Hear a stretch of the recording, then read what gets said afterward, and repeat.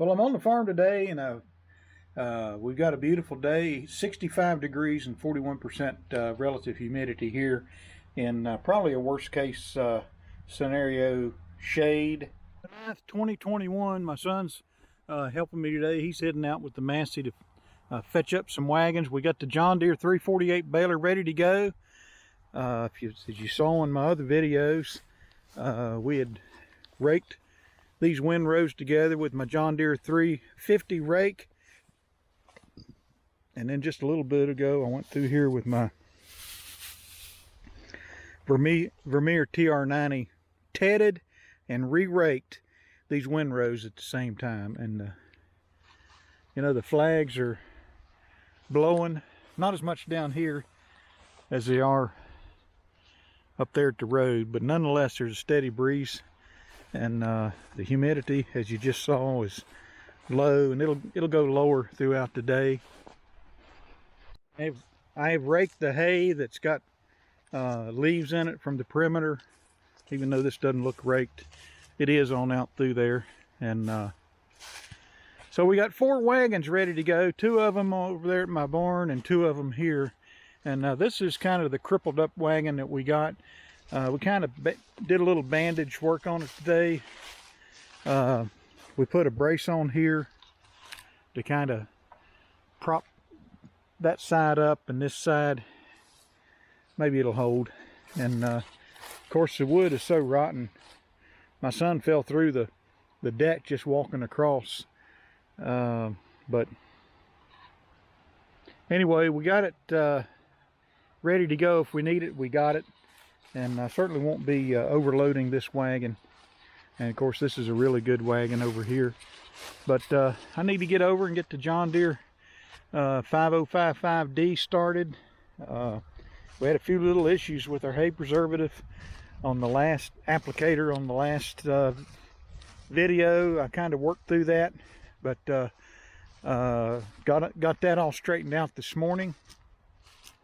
Took a full day of vacation from my day job to be up here, and it's nice because we were up here really early and were able to you know, do some work on that wagon.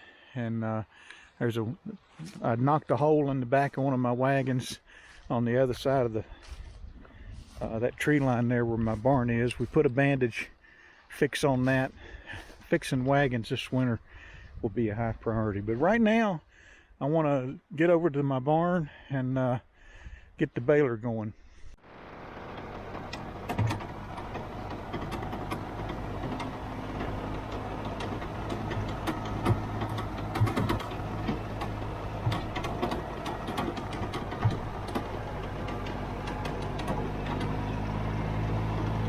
The video, it did not take long to run that TR90 and tedder and rake these windrows again, and I'm hoping the baling will go pretty quick too. There's only so much daylight here in November, so we want to make hay while the sun shines.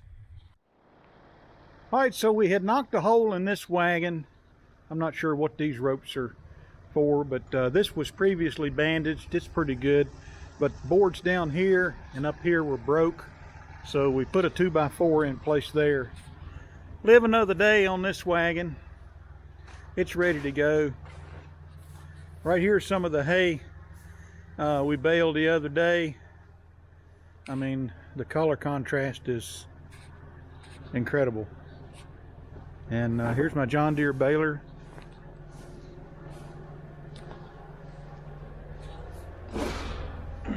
Kind of work my way through here. And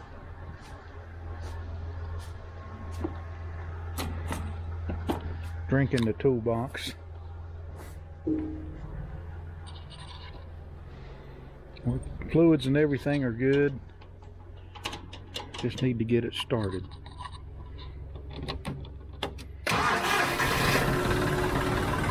One thing I don't have, I gotta get, is my moisture meter.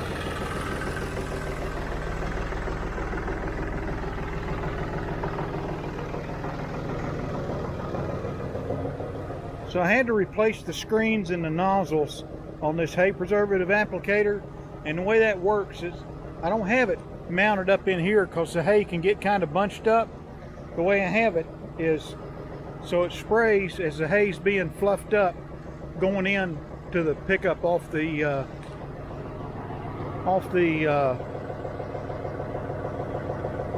windrow. And so right there is how these things blow the preservative onto the hay. It smells like dill pickle chips.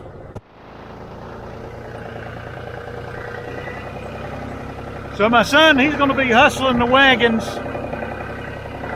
and he'll unload a wagon.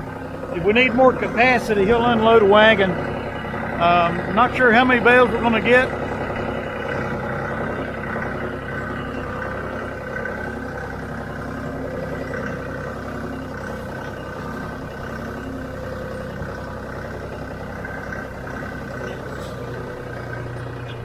Baler hooked up, the wagon hooked up to it. Everything's good to go, I think. I'm gonna mosey over to the 1, 2, 3, the 4th windrow over.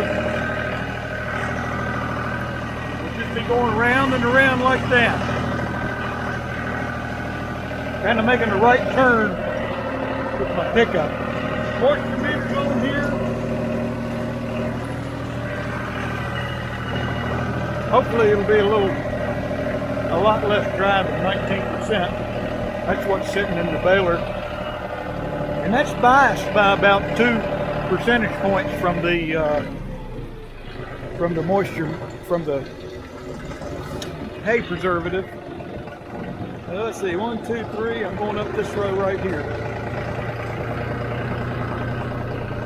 I'll come back.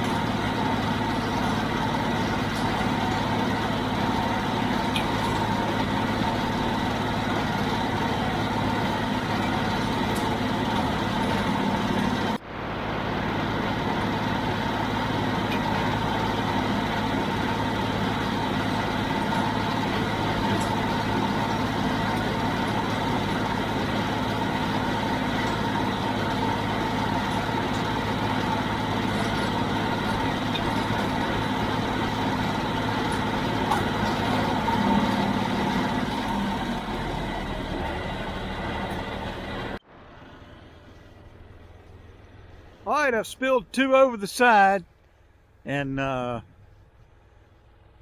think this wagon's about full. So my moisture ratings are about, 10-11%. And I've got my hydraulic tension cranked down. Just getting some really tight bales, probably, if anything, maybe a little bit too tight.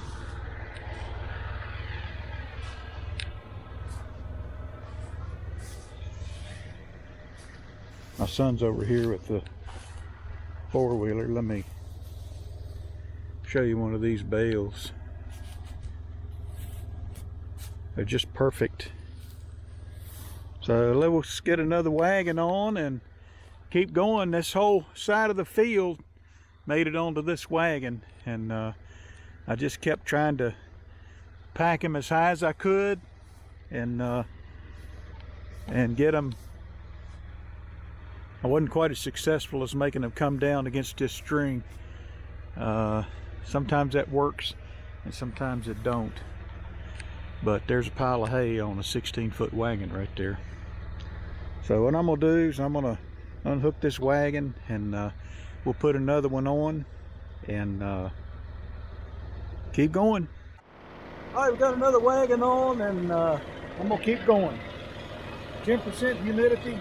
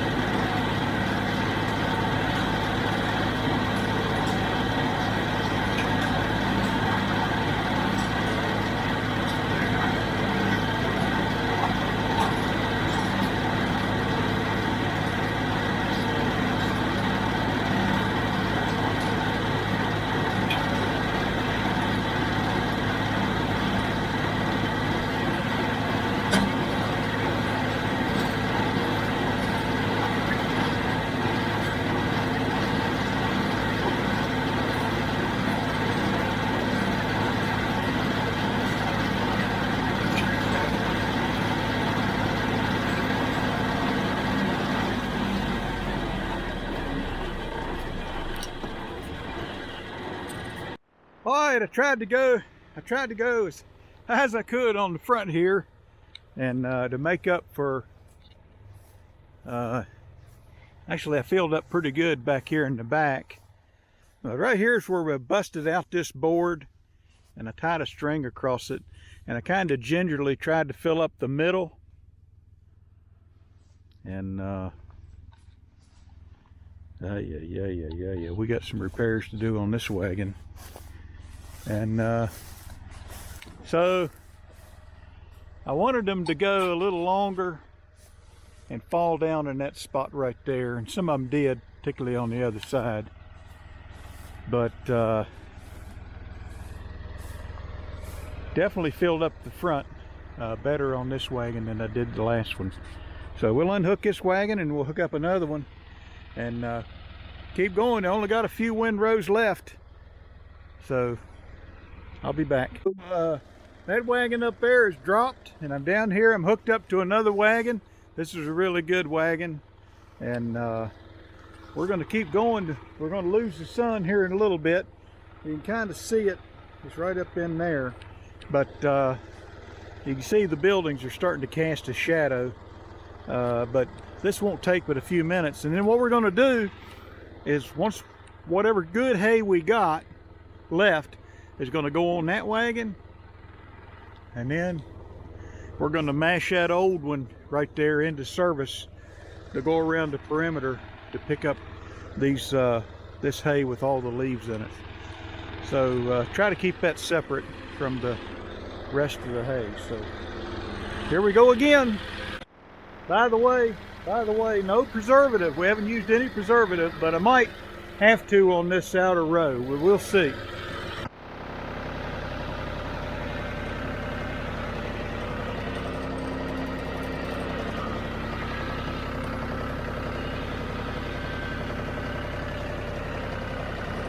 I'll go back and pick up those little chunks that fell off the pickup to one side or the other when I get done.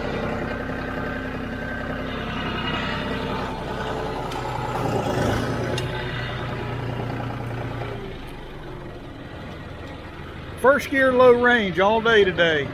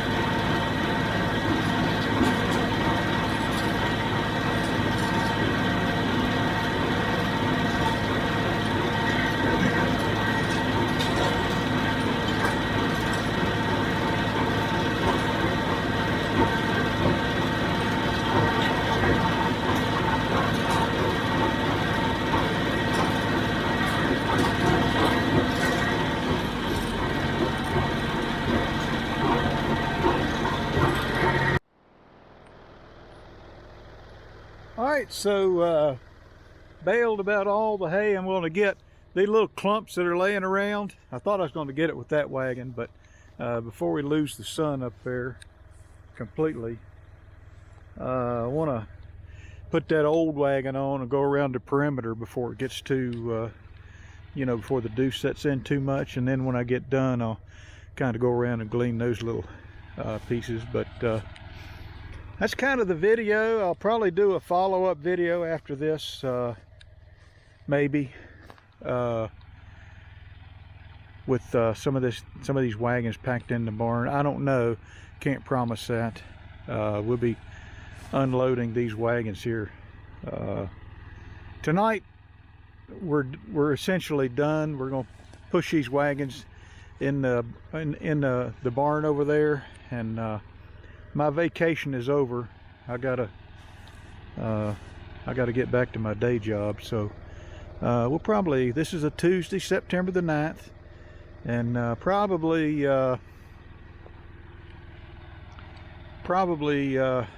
since we're in daylight savings time now, it's dark before I get home.